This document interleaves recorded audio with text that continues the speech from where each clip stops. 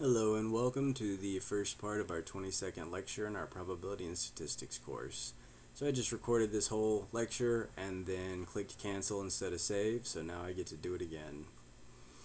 Today we are going to be talking about type 1 and type 2 errors associated with a statistical test of hypothesis. So we've begun talking about statistical tests of hypotheses, where you formulate a supposed value for some population parameter, and then based on the values of some test statistic that you compute from a sample, you decide whether to accept or reject that null hypothesis.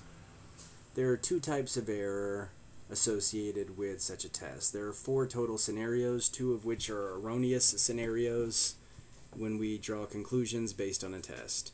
So our null hypothesis, our assertion about the population parameter, could be either true or false. That is a dichotomy. Another dichotomy involved here is whether we accept or reject the null hypothesis based upon the testing that we do. So the null hypothesis can be either true or false. We can perform a statistical test and we can decide to either reject or accept this null hypothesis. So when the null hypothesis is actually true and our testing leads us to accept it, we have won the game in that case. We have correctly accepted a true null hypothesis. So that's our top left entry here, and there was no error created. We correctly concluded that the null hypothesis was true. In the bottom right box, we see the situation where the null hypothesis is actually false, and our testing leads us to reject that false null hypothesis. Again, we win in this situation. We correctly conclude that this null hypothesis is false. The errors that are possible are when the null hypothesis is true and we reject it, or when it's false and we accept it. So when the null hypothesis is actually true, but based on the value of our test statistic we are led to reject it, we call that the occurrence of a type 1 error. And likewise, when the null hypothesis is actually false, but based on our testing we are led to accept it, that is us making a type 2 error. So type 1 and type 2 errors are defined in this way. Oops, too far. Sorry, let me come back here. So a type 1 error occurs when we reject a true null hypothesis, and a type 2 error occurs when we accept a false null hypothesis. In shorthand, I call these rejecting truth and accepting falsity, respectively. These are the 2 types of errors that can be made in a statistical test of hypothesis. We are going to judge tests based on to be a good test versus a bad test, based on how likely these 2 types of errors are to occur. So we are going to define the probability of a type 1 error, and we are going to define the probability of a type 2 error. The probability of a type 1 error is known as the significance level of the test in question. So the significance level of a test, we write it as alpha, the lowercase Greek letter alpha. That is the probability of performing a type 1 error, which is to say, formulated as a conditional probability, alpha is the probability that we reject H0 given that H0 is actually true. So given the event that the null hypothesis is actually true, how likely are we to reject it? And you'll notice that we're using the same lowercase Greek letter here that we used when we were discussing confidence intervals, when we talked about our 100 times 1 minus alpha % confidence intervals. We are using the same symbol, little alpha, because that parameter plays the same role in this context as it did for confidence intervals. We'll be able to see that a bit more clearly as we go through today's lecture, but there is a reason that alpha is being used in the same way here as it was for confidence intervals, or the same symbol is being used because it's being used in the same way. So, the significance level of the test is the probability of making a type 1 error. We call that alpha, and written as a conditional probability, it is the probability that you reject the null hypothesis in the event that the null hypothesis is actually true. We will also define the power of a test. The power of a test is not exactly analogous to the significance level. Instead, we will define the power of a test in terms of beta, and beta is exactly analogous to alpha. So alpha was the probability of making a type 1 error. Beta is going to be the probability of making a type 2 error. So beta is the probability that we accept the null hypothesis given that the null hypothesis is actually false. And with beta defined in this way, the power of the test is going to be 1 minus beta. So if you remember when we discussed Bayes' theorem, we saw that conditional probabilities are still probabilities as long as you maintain the same event that is being conditioned on. So if beta is the probability of accepting H naught given that H naught is false, 1 minus beta is going to be the probability of the complement of that conditional event. That is to say, 1 minus beta is going to be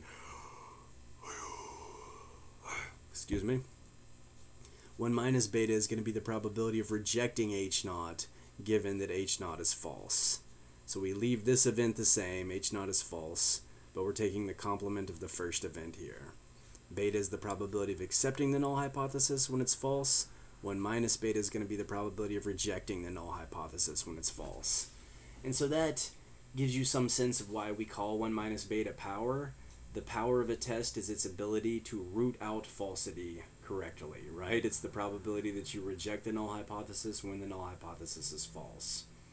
So the significance level of a test and the power of a test, those are sort of parallel concepts for historical reasons.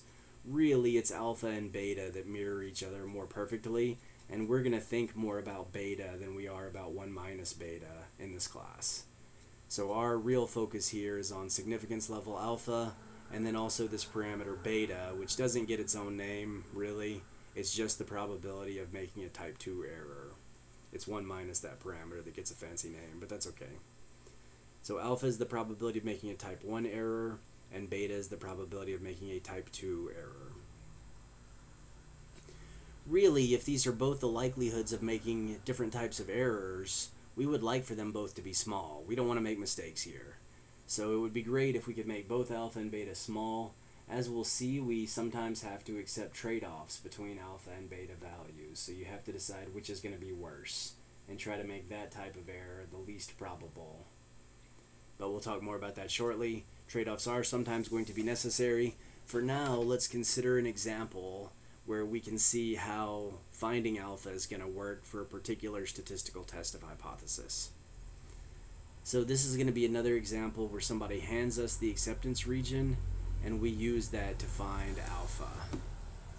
So suppose, again, in keeping with this idea that we're making a vertical lift rocket, we are obsessed with mass of the different components that are going into our rocket. Some manufacturer claims that the average mass of some component that they produce is 50 grams. So we are going to test that. We don't believe them. We've been burned in the past, so we're skeptical, and we want to see whether or not we actually believe that the average mass of these components is 50 grams. You really don't have to have been burned in the past. You should always be skeptical. If you're working in the quantitative fields, skepticism is healthy. So they're claiming that the average mass is 50 grams. We're going to test it. Suppose also that we know the standard deviation of the masses of these components to be 2.5 grams. That's not entirely realistic. You would likely be estimating standard deviation just like you're going to be estimating the mass, the average mass. But we'll assume that we know standard deviation to make things simpler for now. I don't believe we were able to relax this simplifying assumption for the case of confidence intervals. I believe that we are likely to keep this simplifying assumption in place throughout the rest of the course for our final few lectures on statistical tests of hypotheses. But the gist is the same as it was for confidence intervals. If your sample size is large enough so that sample variance is a decent estimator for population variance, then you can estimate these values from statistics based on your samples. So we probably wouldn't know standard deviation ahead of time, but more realistically, we could estimate it. For now, we'll assume that we know it ahead of time. So we want to test their claim that the average mass is 50 grams, and we're assuming that we know that the standard deviation of these masses is 2.5 grams. A statistical test gets formulated. So there's a null hypothesis, which states that the average mass of all of these components, the population mean, is 50. There's the two-sided alternative hypothesis that population mean is not 50, so either less than or more than. We're going to have a test statistic, so suppose the people who are running accounting tell us that we're allowed to buy 40 of these components in order to run this test that we have pitched to them. So we are going to have a sample mean for a sample of size 40 as our test statistic. We're interested in testing a value for population mean, and so our test statistic is going to be sample mean. If our sample mean ends up close to 50, then we believe them. If our sample mean does not end up close to 50, then we're going to reject the null hypothesis in favor of the alternative hypothesis. What do we mean by close to 50 versus not close to 50? Well, for this test, somebody has arbitrarily decided to accept the null hypothesis if our sample mean falls between 49.5 and 50.5. So that is the set of values which is considered acceptable for our test statistic here. If the sample mean is within half a gram of the supposed population mean of 50 grams, then we believe the null hypothesis. Our critical region is the collection of all other possible values for our test statistic. So the rest of the real line, from negative infinity to 49.5 and from 50.5 to infinity. And our critical values are going to be those boundary points between the acceptance and the critical region, which is to say 49.5 and 50.5.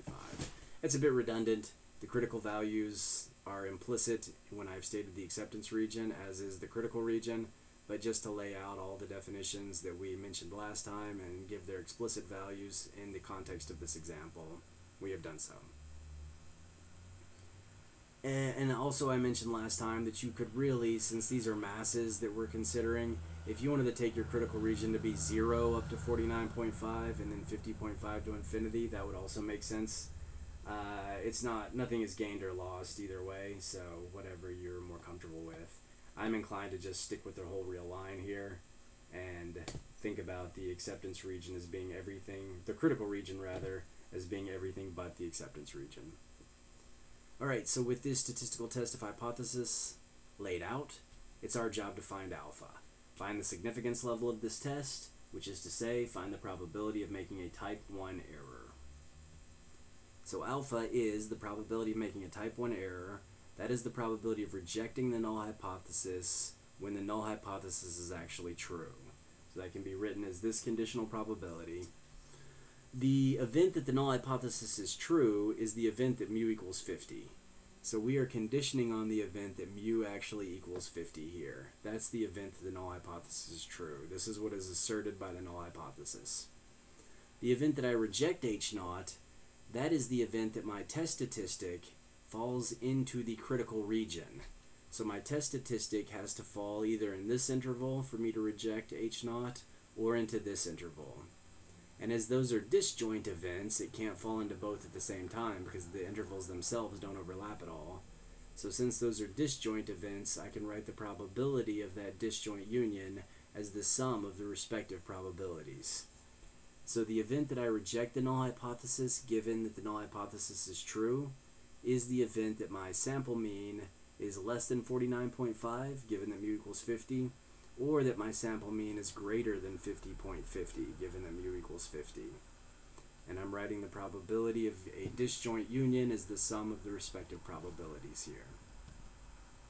This line here, going from this line here to this line below it, that is the bulk of the conceptual work that is done in finding alpha. From there on out, things are going to be similar to some stuff that we've done before. So make sure that that makes sense. Feel free to ask me questions about that. Questions are always welcome via email or in-person meetings. But the idea here is that if I'm assuming H naught is true, I'm assuming mu really is 50. The event that I reject the null hypothesis under that assumption is the event that my sample mean falls outside the acceptance region. And there's two ways that can happen. It can be less than 49.5 or greater than 50.5. And those two sub-events are disjoint, so the probability of their union is this sum of those two probabilities. Those are all the different components that go into moving from the top line here to the next line of my solution. Now, what we're going to do is, the central limit theorem tells us that this sample mean is approximately a normal. If I assume that mu really is 50, then the mean of that normal is going to be 50, and so I'm going to subtract that mean off from both sides of the inequality, divide by the sigma over root n expression, basically standardize, and convert this probability from this approximately normal term to a probability involving the standard normal. I'm going to do that for the left-hand inequality, I'm going to do that for the right-hand inequality here. So we do have a greater than 30 sample size, as the central limit theorem requires. We do have finite variance. I assumed sigma was 2.5, so sigma squared is going to be the square root of 2.5, whatever that turns out to be. And the central limit theorem tells us that this sample mean is approximately a normal of this type, given that mu really is 50, so given that the null hypothesis is true. The central limit theorem tells me that sample mean is approximately a normal, with mean equal to population mean. If I'm assuming h0, then that mu value is 50. And then I've got my sigma squared over n term here for variance. So I'm going to take this probability that we had written down on the previous page, and I'm going to standardize. I'm subtracting off the mean on both sides of the left-hand inequality and on both sides of the right-hand inequality. I'm dividing by my sigma over root n expression everywhere. And now that allows me to make this approximation. The central limit theorem tells me exactly that this is approximately the standard normal z. And likewise, this is approximately the standard normal z. So going from here to here, that's where the central limit theorem is allowing me to make an approximation. You will see questions where I ask you to perform a similar calculation to this one, and I ask you to show me explicitly where an approximation is being made using the central limit theorem. And this is the kind of thing that I'm asking for. I'm asking for you to give me an approximation symbol as you move from this expression involving sample mean to this expression involving the standard normal z. The central limit theorem says that those are approximately equal to each other, and so there's an approximation made as we go from x hat to z. And then I simply compute the numerical value on the other side of each of these inequalities, and I find negative 1.26 and 1.26. This is the left-hand tail of our density function for z, the area under the left-hand tail, and I get that as phi of that value. This is a right-hand tail, so we find that as a 1 minus phi of the corresponding value. And there's symmetry here, so it's not surprising that when I look these up on the chart, I see the same numbers for the left-hand tail and the right-hand tail, and twice that value is giving me the total area for both tails. And we've drawn the situation in this picture. So for this problem, alpha, the probability of making a type 1 error for this type of statistical test, for the statistical test that was outlined in this problem, where we were going to believe the manufacturer's claim if our sample mean came up to be within half a gram of their claim of 50 grams for the average. If we perform that statistical test, there is going to be a 20.8% chance of making a type 1 error. If the null hypothesis turns out to be true, we will have about a 21% chance of rejecting that true null hypothesis anyway. And that seems a bit high, better than 1 in 5 chance of rejecting the null hypothesis when it's true. That doesn't seem great, so how are we going to reduce that? And again, this is not the way that these problems work in general. We're doing this example this way because I want us thinking about how to calculate alpha and what the value of alpha means. But you're generally not going to have some statistically illiterate wingnut hand you an acceptance region of this type that they just pulled out of a hat. So this within half a gram nonsense that they've decided to be the definition of acceptable for our test statistic, that's not the way these tests actually work. In the second part of today's lecture, we will be exploring more realistic situations of how experimental design actually is undertaken. But for now, let's think about how could we actually reduce this seemingly unreasonably high value of alpha for this statistical test. And we're going to discuss two major ways to reduce the value of alpha, the probability of making a type 1 error. The first way is just to widen your acceptance region. So instead of using the 49.5 to 50.5 acceptance region that we were handed, what if we use 49 to 51 instead for our acceptance region? If we did that, then we can reperform the calculation that we just undertook. So we can say that alpha is still the probability of a type 1 error. That's going to be the probability of rejecting h0 when h0 is true. We're still conditioning on the event that h0 is true, so mu is equal to 50. But now we will reject h0 if sample mean is less than 49 or greater than 51. And we're going to standardize as we did before. We're going to use the central limit theorem to write our ratio involving x hat in terms of z. We find different numerical values since we've changed our acceptance region. This time around, I'm going to write this left-hand tail plus symmetric right-hand tail is just twice the area of the left-hand tail, which I find to be 0.0057, so that the total area for both tails is 0.0114. There is now only a 1.14% chance of making a type 1 error, and that's a dramatic reduction. So we had a 20.8% chance of making such an error when our acceptance region had length 1 centered on the supposed population mean of 50, and that probability dropped off to just over a 1% chance of making a type 1 error when we increased the length of that acceptance region to 2. So that is certainly a way of decreasing alpha. If you think about it, it doesn't seem reasonable that you could just keep increasing the acceptance region to make alpha smaller and smaller. So if I continue to increase my acceptance region arbitrarily, I am making it harder and harder to ever reject the null hypothesis. At some point, if I took my acceptance region to be the whole real line, there's no reason to even perform a test, because you're simply saying that I'll take any value of alpha, or any value of my test statistic to be acceptable. Like, the larger your acceptance region is, the harder it ever is to reject the null hypothesis. And so it would become irrelevant to even perform a test for a large enough acceptance region.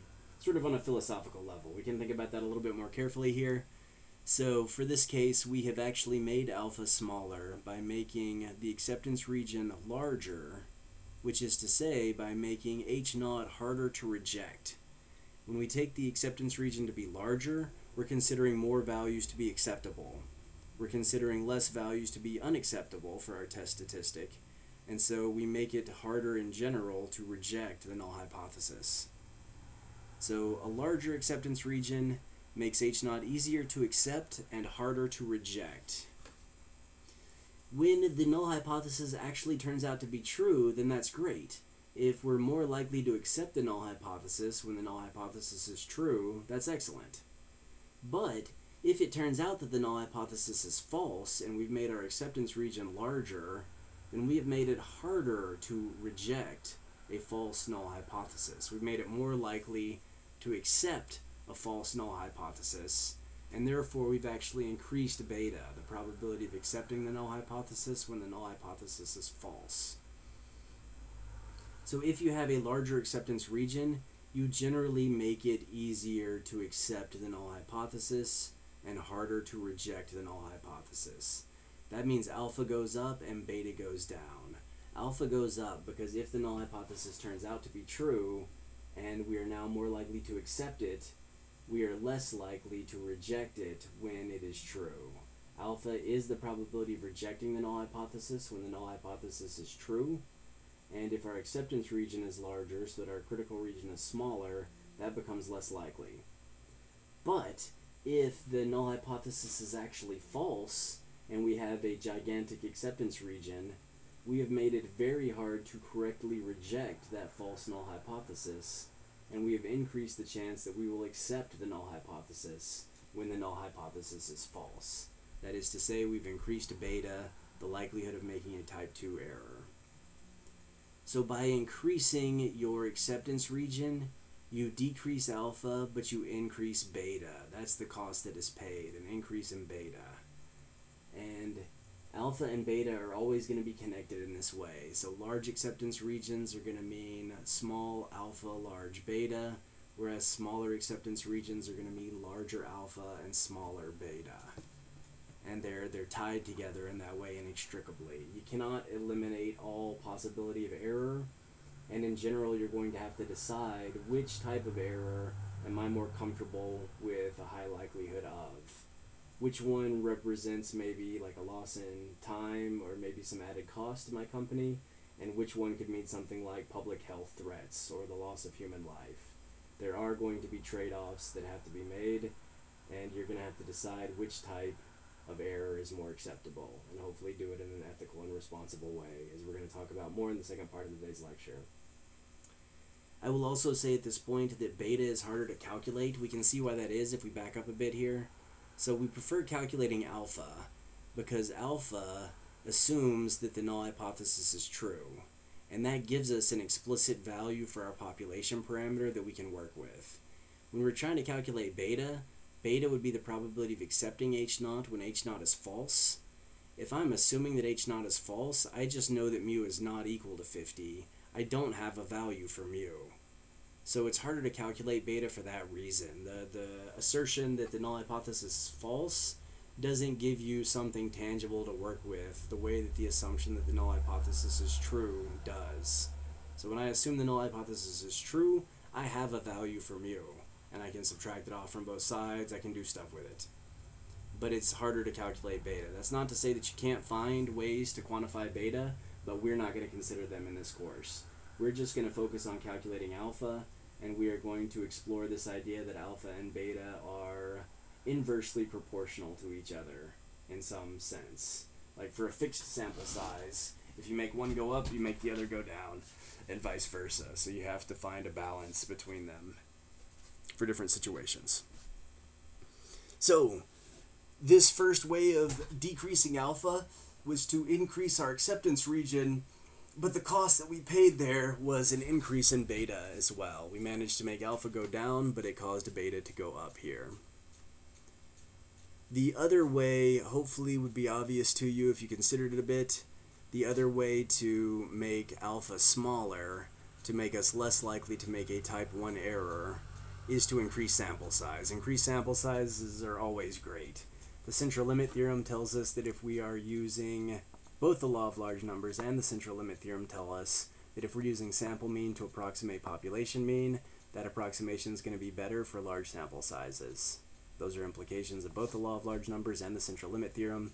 We also saw for confidence intervals that our confidence intervals get more narrow, which make them more useful to us as our sample size increases. So generally, larger sample sizes make everything better in statistical tests, except they make things more expensive. That's the cost that you pay, as we'll discuss in a moment. But if cost is no object, then you are always going to prefer to have larger sample sizes. And in fact, we're going to see now that a larger sample size will decrease alpha, the probability of making a type 1 error. In fact, it's going to decrease alpha without an increase in beta. Increasing sample sizes will decrease both alpha and beta, as we'll talk about in a moment. But let's think about alpha first. So suppose we keep the acceptance region that we originally had, 49.5 to 50.5. But now our test statistic is going to go from a sample mean for a sample of size 40 to a sample mean for a sample of size 100. Now we are going to have alpha equal to the probability of a type 1 error, that's always true, the probability that we reject H0 when H0 is true. The event that H0 is true is still mu equal to 50, but now the way that we reject H0 would be if our sample mean for a sample of size 100 is either less than 49.5 or greater than 50.5. We are going to standardize, so subtracting off the supposed population mean, dividing by sigma over root n, where root n is now root 100, which would be 10, but I'm writing as root 100 just to maintain the pattern there. The central limit theorem allows us to say that this expression is approximately z. This expression is approximately z, so this sum of two probabilities is approximately this sum of two probabilities. My numerical side of these inequalities turns out to be -2 and 2 now. And that's going to be a left tail and a right tail area. The sum of areas is twice the area of the left tail by symmetry.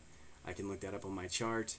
And now I'm getting a 4.6% value for alpha. There is now a 4.6% chance of making a type 1 error. So when our sample size was 40, we had a 20.8% chance of a type 1 error. And when our sample size is increased to 100, there is now only a 4.6% chance of a type 1 error. And so that is definitely of benefit to us.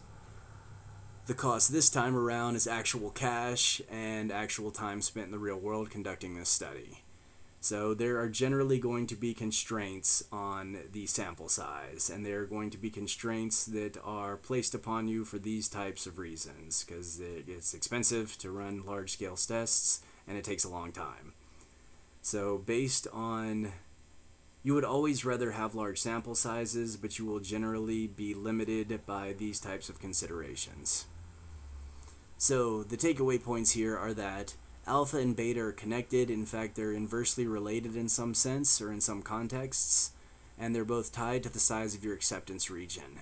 When you have small acceptance regions, in general, it's hard to accept and easy to reject the null hypothesis. That means that when the null hypothesis is true, that's not great. You're going to be more likely to reject it, so that alpha is large.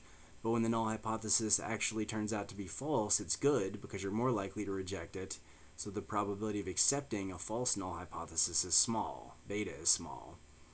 Inversely, if I have a large acceptance region, it is very easy to accept my null hypothesis, very hard to reject it. That means I am unlikely to incorrectly reject the null hypothesis when it's true, alpha is small, but I am more likely to incorrectly accept the null hypothesis when it turns out to be false. That makes beta large. I'm more likely to accept a false null hypothesis, but less likely to reject a true null hypothesis. And so you have these trade-offs between alpha and beta. If you can make the sample size larger, then both alpha and beta decrease. And so you always want to do that first. You want to take your sample size to be as large as you can get away with, and maybe argue with the money people upstairs a little bit to try to get a larger sample size for your study. But then once sample size is fixed, there is this trade-off between alpha and beta based on the size of the acceptance region. So always take your sample size as large as you can.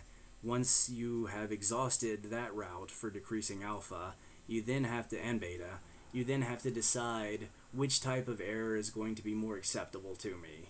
Is it to the case that a type 1 error just means an increase 10% in cost, while a type 2 error means we lose 50 workers?